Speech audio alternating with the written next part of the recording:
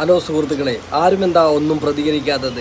ഇത്രയും കാലം നമ്മൾ ഉപയോഗിച്ചിരുന്ന ഫോണ് ഒരു സുപ്രഭാതത്തിൽ കമ്പനികൾ കൈയടക്കുന്ന ഈ ഒരു കാലഘട്ടത്തിൽ നമ്മൾ ഒരു കോൾ ചെയ്യാൻ നമ്പർ ഡയൽ ചെയ്യുന്ന സമയത്ത് അവിടെ ഇങ്ങനെയാണ്, ഇവിടെ അങ്ങനെയാണ്, ഫ്രോഡുകൾ ഇങ്ങനെ വരുന്നുണ്ട് എന്ന് പറഞ്ഞിട്ട് അവയർനെസ് നടത്തേണ്ടതിൻ്റെ, അതും ഒരു തവണയല്ല, ഒരു വ്യക്തിയെ നമ്മൾ 2 പ്രാവശ്യവും 3 പ്രാവശ്യവും വിളിക്കുന്ന സമയത്ത് ഈ പരസ്യം അവരെ കമ്പനിൻ്റെതായ രീതിയിൽ നമ്മൾ റീചാർജ് ചെയ്യുന്ന ക്യാഷിന് അവർ പരസ്യത്തിൻ്റെ ആവശ്യകത എന്താണ്?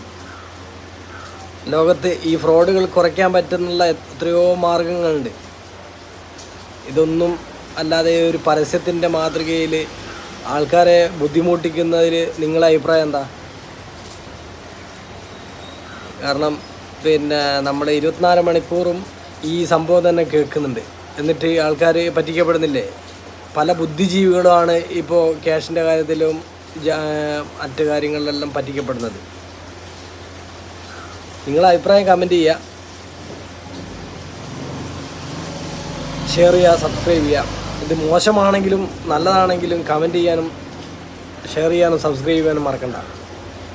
Channel cutoff.y. നല്ല ചിന്തകൾ മാത്രം, നല്ല രീതിയിൽ എടുക്കുക.